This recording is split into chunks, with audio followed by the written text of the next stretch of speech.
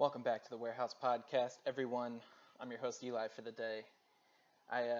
Before I jump in, I just want to say we really appreciate all the love that's been coming recently. Our YouTube is up to 240 subscribers. We had given the roundabout 100 numbers, and we just keep exceeding them. So if we could try to get to 300 by opening day, we'd appreciate it. Come join us over there.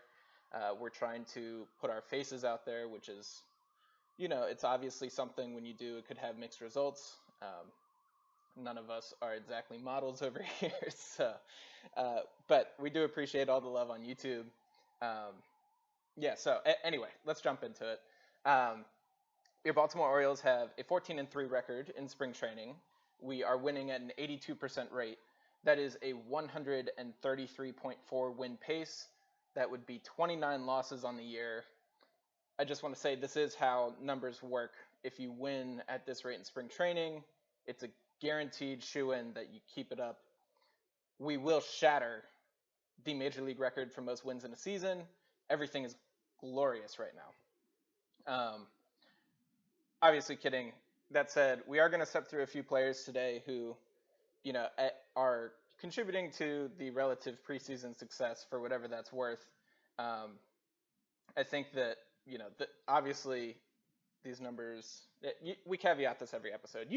The numbers in spring training are valuable insofar as this person looks good, this person does not. You try to glean what information you can relative to the setting.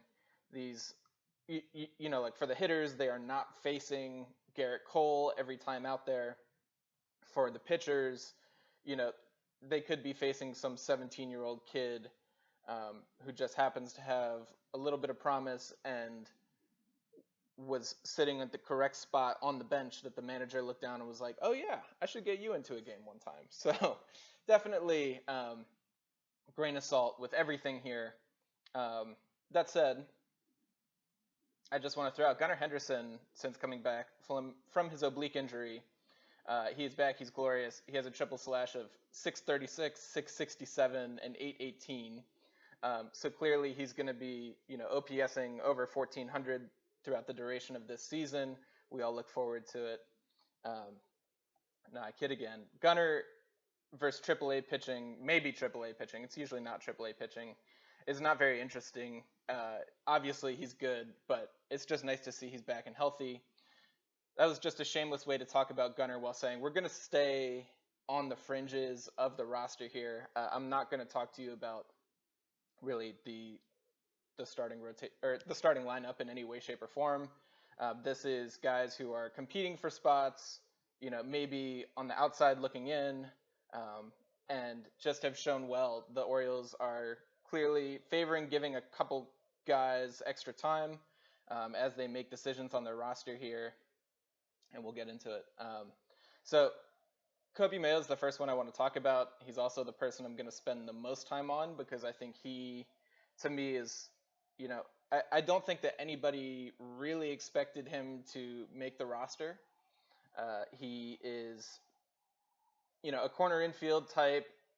Theoretically, they keep saying they might want to push him into corner outfield. But theoretically, there is an avenue where we push Jordan Westburg to second base, and Mayo takes a lot more time at third base. I think that there's no way that Mayo and Holliday both make the team. They are two guys who you want to be getting at bats just about every day, and I think that Jordan Westburg will play one of second base or third base, and he's not going to get pushed out of both spots by Holliday and Mayo both making the team. I think that everyone, for obvious reasons, Jackson Holliday is who he is, just kind of said, all right, if one of these young top prospects is going to make the team, it will be Holliday at second base, Westburg will play third, Gunnar will play short, et cetera, et cetera. And I think that's totally reasonable, but I do think that Mayo is playing his way into the conversation a little bit, and we'll talk about Holliday a little bit later and what he's shown. It's nothing to, nothing to poo-poo on. He definitely has looked good in his time here. But Mayo, he's just been the doubles king so far through spring training. 5 of his 10 hits have gone for doubles. We saw him put a Chris Sale slider the other way. He, finally connected on his first home run off of Aaron Bummer, somebody who notoriously does not give up home runs. Left-handed sinker baller, slider type, hung his slider a little bit, and with the spring training cameras, you can never be quite sure, but it did look like the ball just entirely left the stadium, which is par for the course for Coby Mayo. Obviously, insane power, 70, 80 grade on just about every prospect report that you read. So it looked like it left the stadium down the left field line. He is walking at a good clip, walk rate in double digits. His OBP is 100 points higher than his batting average. He's got only 6 strikeouts to the 5 walks. There's not too much to say about it. He just looks good. He has converted all 9 chances at third base in his 41 innings over there. There's been 5 clean innings at first base as well, 5 converted chances. Brandon Hyde did go and say this was not a indication of any negative, reviews on his work at third base. The time at first base was, just a matter of he's been taking some ground balls over there. He had gotten a lot of time at third. They wanted to work him into the game in another way. They're clearly trying to get him ABs. He's in the top 4 or 5 guys on the spring training roster in at-bats. So clearly Mayo is somebody that they are exercising. They are working out. They want to see how he's performing in these situations. So, Mayo, obviously the offensive profile is what it is. Just talk to you, he's hitting the cover off the ball. He's hitting for extra base hits. He is walking at a good clip. He's showing everything you could possibly ask him to show. But, the concerns with him have always been the defense. The concerns have always been, can he find himself a home to be worthy of sticking him in the rotation on in the lineup on a day-to-day basis. And so we've kind of all been looking for any indications here, and Rock Kubatko went ahead and blogged about Mayo a bit on Monday the 11th, particularly about that defense and how far it's come. He was talking to Orioles third base coach Tony Mansolino. One interesting note that I found, it sounds like the Orioles have done a lot of work over the last few years to lower Mayo's arm slot. Mayo, coming out of Marjorie Stoneman Douglas back in the day, he did show insane arm strength. That is a carrying tool for him, especially as a defender. It's the one thing that I think gives people some confidence. If the footwork isn't quite as good, he can get bailed out a little bit just by virtue of having this incredible arm strength and being able to get the ball to first base. But so, the Orioles have done some work over the last few years to go ahead, lower his arm slot. I think that's, just sort of a matter of repeatability. The lower your arm slot is, a little bit more, the more natural it is. Lifting your arm above your shoulder, just in general, is not a natural motion, particularly rotating forward. So you go ahead and you lower his arm slot a little bit, can reduce some stress and make the mechanics a little bit more repeatable. Tony Mansolino has been working with him a lot this spring, says he's optimistic about Mayo's long-term outlook. Mansolino's quote was, "He's actually a guy now who you could probably throw him in a game in the big leagues and feel like we're going to be okay." For us looking at the opening day roster, that obviously gives you some confidence. They are starting to think that he is at least passable in a game situation. Mansolino did also throw some cold water there, though, saying he couldn't, quote, come to the big leagues and be a plus defender right now, which is, obviously we all agree with that. This is not his carrying tool. It's just something that, you need to get to a baseline level in order for him to be productive and not a liability over there. But that said, Mansolino did go ahead and say the O's want plus defenders around the horn, saying, quote, that's what we need to be to win the AL East. A little bit of a bummer there to hear that. I don't think that, the comments of the third base coach in a blog post by Rock Kubatko are necessarily, equivalent to Michael Elias saying, nope, Coby Mayo's not breaking camp, he needs to go work on his defense. That's not where I'm coming from. It's just that because this is so tight-lipped of an organization, we have to, pick and choose these little tidbits where we can get them. And I think that Like any commentary on our top prospects, particularly Mancelino, coordinates a lot of the infield work. So seeing him saying, Coby Mayo is potentially a passable big league third baseman right now, but at the same time, we expect a little bit more out of our players. I think that's all within the realm of expectation. Obviously, Mayo's bat is so advanced that there is still a chance that you would accept some subpar defense. Maybe you have him in a situation where you stick him in against lefties where he is guaranteed to do some more damage. I just told you about the Chris Sale slider, the Aaron Bummer slider. It's like he is able to see these big league left-handers who have track records of success and do some damage against them. So it could be a situation where Mayo is in the lineup more often against a left-handed hitter. You want to stack a couple more, left-handed pitcher. You want to stack a couple more righties in your lineup. I think that makes a lot of sense, and I think it's a potential construction we could see of this roster going forward. Moving on a little bit, I think that every Orioles podcast is talking about this next guy. We have talked about him. He's clearly been hitting the cover off the ball. Colton Cowser, 4 of his 9 hits have gone for home runs. We could say the walk-off was wind-dated, but it's whatever. It counts. He's walked in 4 of his 24 plate appearances, which is about double the league average walk rate. He's looked good in center field while he's been out there. That has been a point of consternation. I think that if Colton Cowser wants to be on this lineup, or wants to be on this opening day roster, this is the fastest way for him. He needs to go ahead and establish himself as the backup option in center field. I think that, he obviously is capable of being a, starting outfielder on just about any major league team at this point. I think that the Orioles obviously have a set outfield, and we obviously value those veteran guys out there in Hayes, Santander, and Mullins. But Mullins did have pretty significant injury troubles last year. I think that we will look for situations where we could get him out of the lineup a little bit more this year. He's already had more lower half issues in this spring. That said, it looks like everything is tracking for him to be just fine on opening day. But so I think that, if you look at the backup outfielders we have, I pause because, there's Ryan McKenna always, and he is lingering in the back of everyone's minds, the ghost of Ryan McKenna. He could be there definitely. I think it's reasonable for the Orioles to want somebody who hits lefties pretty well. That said, I think they have started to move Jorge Mateo toward that role. Mateo obviously did hit lefties pretty well last year, obviously has phenomenal speed, and hopefully, he could take over that role. That said, the Heston Kjerstads of the world are not, and Kyle Stowerses of the world, they're not in a position where they could go step into center field, really.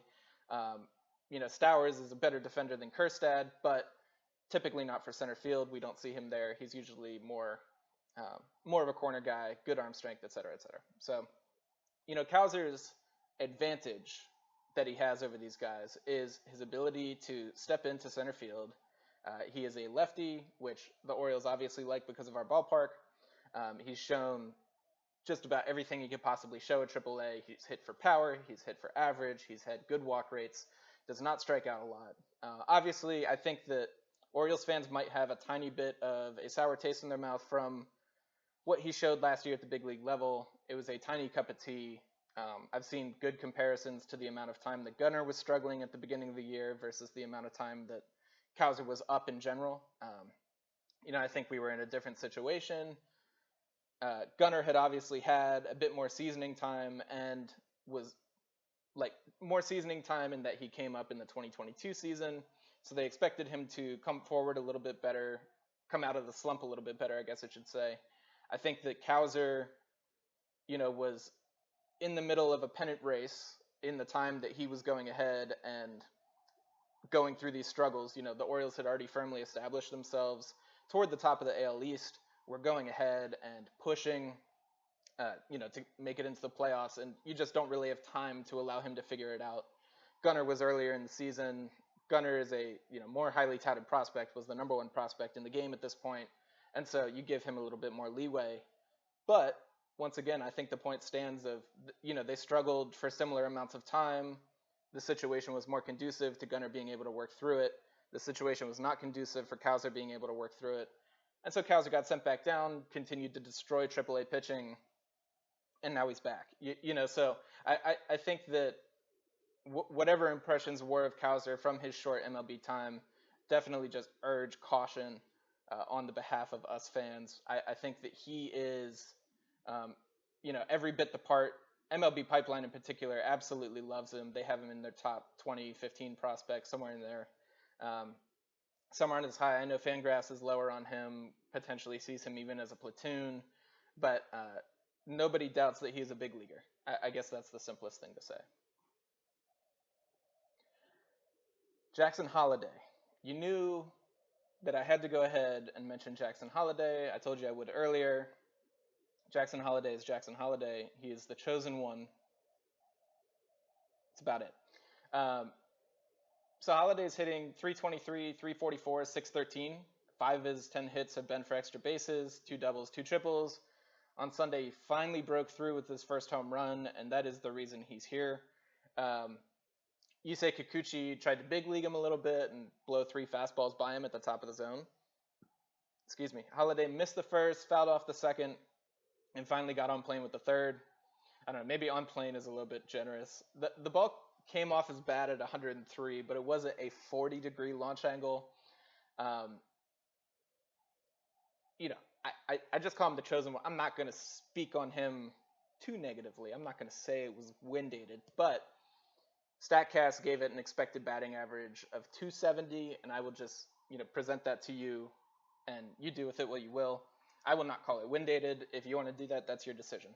But as a Grand Slam, these spring training fields do not have second and third decks, and that is very nice because you get it up in the air, and it's a very, very flat landscape, and you're just off of the nice, warm Gulf of Mexico, and so there are breezes moving in directions, and sometimes that helps. Sometimes that helps. We talked about Colton Cowser's first home run of the spring, walk off to center, looked to be assisted by a breeze. So I will come back to earth a bit, and I will say Holliday has 12 strikeouts against only 1 walk. I think there are obvious signs here that he's young. He's seeing this level of pitching for the first time. I think that Kikuchi came back and basically threw him 3 straight sliders later in the game to strike him out. Kikuchi obviously has a good slider, like the platoon splits against him are very favorable for a left-on-left matchup. He is not like anything to... he's not a weak pitcher. He's a major league pitcher. His ERA was under 4 last year. He's a starter. Blue Jays signed him for $50+ million. So I'm not trying to, overstate Holliday's struggles, but it is clear that he's seeing this level of pitching for the first time. But that said, like I said, 5 of his 10 hits have been for extra bases. He is doing damage, and he clearly, has the bat control, has the ability to make an impact when he does get to the ball. I think that anytime you go ahead and you look at just kind of the raw tools of someone, the strikeouts are going to be there, I guess is the simplest thing to say, for anybody who is facing big league pitching for the first time. The ball just moves differently coming out of these guys' hands. But, you look for ways to kind of say, okay, but he is doing this. And, once again, Holliday has a 323 batting average. OBP is not much of an uptick, but the slugging, almost doubles that at 613. So, he is like doing some damage when he gets to these pitches. We've seen him legging out triples. We've seen the defense at second base has looked pretty good. I think he is largely showing what he needs to. I think what he is also showing is that do not expect this guy to step in and in the first month hit 470 with 13 home runs. That's just not going to be the case. He is going to struggle. But I think that the Orioles, the way we are set up with Urias, with Westberg, with Gunnar being able to play both sides, with Mateo being able to slot in at short. I think the Orioles are set up to give him days off, to ease him into it. And if he is on the opening day roster, obviously they will protect him. We are not going to just, leave our, like I said, the chosen one. We're not going to leave the top prospect in baseball out there to drown. And I think that the only thing that he needs to do is see more pitching. He needs to see that big league pitching, understand how it looks coming out of the hand, find like his touch points for, like where he's going to start seeing the break on pitches. I think that Holliday is showing you everything he can in his first taste of this level of competition. And I guess I should say this level of competition, I've been talking about how numbers can be inflated, but Holliday has been in the starting lineup, is seeing the big league pitching for the first 3 innings or so, maybe first 5 innings if you count a couple relievers. So you can give him credit for seeing a tiny bit more difficult pitching. And again, this is the first time that he's seeing this. He barely touched AAA last year, so I think some seasoning will need to, he needs some seasoning. I think that can happen at the big league level. We've talked about it. But at the same time, I think that Mayo and Holliday are in a bit of a conflict as to who makes the opening day roster. I think there's an argument that Mayo is obviously more seasoned. I think there's an argument that he might even be a more immediate impact on the big league roster. That said, you have the prospect promotion incentive. You have a couple things that are going the way of bring your top prospect up at the beginning of the season. I think it would be a jolt of energy for the fan base, a jolt of energy for the team, seeing the Orioles pushing chips in. So obviously last episode even, we talked about whether Holliday would make the team. I think he is doing his part. I think it'll just come down to whether the Orioles want to play the angle of getting the extra year of service time or play the angle of going all in. The last guy I want to talk about here, Chayce McDermott. This is, I guess, a name that we throw around less frequently here, particularly on our podcast. If you go listen to On the Verge, they will talk about him all the time, as they should. He, for those who don't remember, came over in the Trey Mancini deal. A lot of people were very upset when we traded Trey Mancini, but that trade has continued to pay off, as well as the Jorge Lopez one at the same deadline. McDermott is consistently rated as one of the Orioles' best pitching prospects, pretty consistently in the top, 10 to 15 across every outlet overall. I should say 10 to 15 Orioles prospects overall, not in the game, sorry. But yeah, so, last year, spent his time between AA and AAA, won the Jim Palmer Award for the Orioles' top minor league pitcher. At the high level this season, he's thrown 6 2/3. He has not allowed a run. Opponents are hitting .208. His whip is a tiny bit high because of 3 walks against him, but he's only given up 5 hits. And I just wanted to shout him out. I think, as the Orioles look ahead at this season, we're already seeing pitching injuries. Obviously, Bradish, means might not be an injury. They could just be giving him the time. But I think that you look ahead and you see that there's always a need for pitching depth, and I think McDermott is just about at the top of the list. He has been a starter, but the Orioles could bring him up as some kind of swingman, long relief help. He obviously has the repertoire. I'm going to talk about one pitch in particular, but he has the repertoire to go into the bullpen, let it play up a little bit, let the fastball eat, and I think that's a perfectly viable option and a way to get him some major league time. I think it's the progression that the Orioles would have wanted, like Mike Baumann to take back in the day, back when we still had hope for him being a starter. I think that, going further back, Kevin Gausman, you bring a starter prospect up, you give them some time in the bullpen to get seasoned, you stretch them out, and then potentially next year you see him competing for a big league job in the rotation.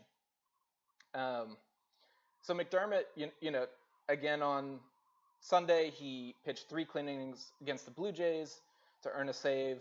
I always think it's fun to see the 3-inning save rule come into play because it's just so arbitrary. This was not against Vlad, Bo Bichette, George Springer. The entire starting lineup was removed at this point. But I think that you still saw some really good things here, right? The fastball sitting 94.5 miles an hour. Maintained velo through the 3 innings. That's kind of who he is a mid-90s guy with a little bit of life on the fastball. But for me, his slider in particular looked really sharp. It sits at 2,900 RPM. It peaked just under 3,100, which is elite spin rates. It is not like, I think nowadays we're seeing harder, excuse me, we're seeing harder and harder sliders. This one only comes 81, but it definitely just dances. Hitters offered at it 4 times, whiffed 3 times. It is a definite weapon, and if you want to see, somebody who could come up as a reliever, we saw, like, going back to the Gosman example, he had that split change, the Vulcan change that he threw back in the day. It's obviously evolved into the splitter he has today, but you saw the good fastball, out of LSU, he was touching 98, 99, and you saw one good plus off-speed pitch. McDermott, if you want to play him up into a relief role, he has that in the slider, and he's got a deeper repertoire too. I don't think that there's any reason it's necessarily reliever risk. He's got a well-rounded repertoire. He's got a changeup, cutter, curveball, but I do think that it just opens the possibility for him with 1+ off-speed pitch to go ahead and have a shot at a relief spot later in the season if the Orioles want to play it that way. That said, I think there's also a lot of validity to, if he is truly a starter prospect, don't push him into a situation that could kind of mess him up a little bit. You don't give him a different mentality. You don't have him trying to throw his arm out. You just keep refining the process that is in place already. You keep him at AAA, keep him starting. I think both are valid. I think that, as we should be getting into a playoff race toward the end of the year, and if he can contribute, I think you do it. So I would love to see him toward the end of the year. Those were the 4 guys I had. Once again, connect with us if you are so inclined. You can email us, thewarehousepod@gmail.com, or over on X at thewarehousepod. I talked to the YouTube channel at the beginning of the episode. Come connect with us over there, subscribe, leave comments. We try to respond to all of our comments. We have enjoyed the community over there, and they've been very welcoming to us, so grateful for that, of course. On all podcasting platforms, as well as YouTube, we always appreciate subscriptions, hearts, likes, ratings, etc., platform of your choosing. If you do want to see anything different from us, if you are thoroughly displeased with the way I talked about Jackson Holliday and his not wind-aided home run, definitely reach out to us. We want to be providing the best content possible. We want to be doing everything we can. We are here because we love Orioles baseball. We want to share that love with you guys. If we're not doing it well, please reach out. All that said, this has been the Warehouse Podcast. I've been your host, Eli. Thanks for listening.